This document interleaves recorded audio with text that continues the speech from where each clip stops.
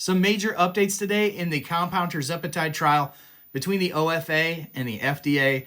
There was a lot of updates today, so it warrants one big update at the end of the day so we're all on the same page. Essentially, what this morning saw was Eli Lilly trying to jump into the trial between the Outsourcing Facilities Association and the FDA saying, hey, we're an interested party. Shout out to our friend Lee at Lee Fits In, who has kept us up to date at On the Pen with all of his legal genius. He's helped us to navigate this throughout the whole process since this trial started. So give him a follow over there.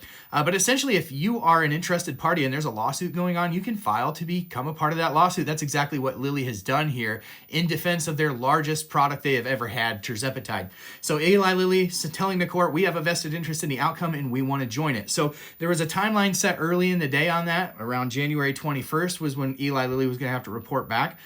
That whole timeline has been shifted in a dramatic way. The judge basically releasing word tonight that January 10th is the new date, that the court will take a look at that and likely determine that Eli Lilly will become a part of this trial defending the FDA's decision.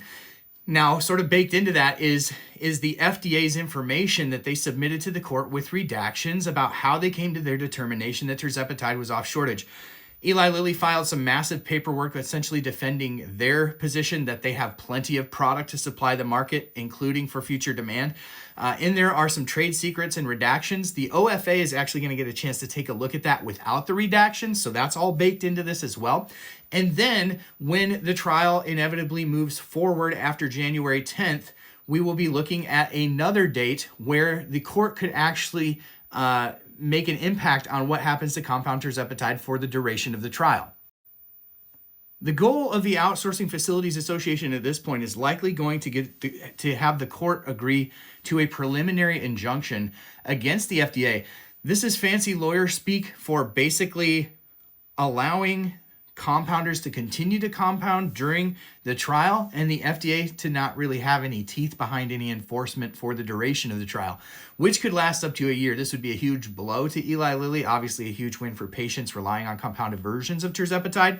So that'll be the next date that we are looking at, likely sometime in early to mid-February is when we would have a ruling on this, but things are moving lightning fast in this case. So we could actually see something well before then. So January 10th is the next date that we're looking at. Of course, if you want to get the full rundown of everything that happened today, jump over to onthepen.com. It's our featured article under GLP-1 News, and we covered everything. We got all the updates, all the files. I mean, just screenshots that I took because I was actually at a movie. I was at Mufasa with my children this afternoon as this was all kind of breaking loose. So that was fun. But anyways, we kept you up to date. Sign up for email alerts while you're there. Scroll to the bottom of the page. Give us your information, and we'll make sure that you never miss an update on GLP-1 News, because especially if TikTok goes away, you're going to want to stay in touch.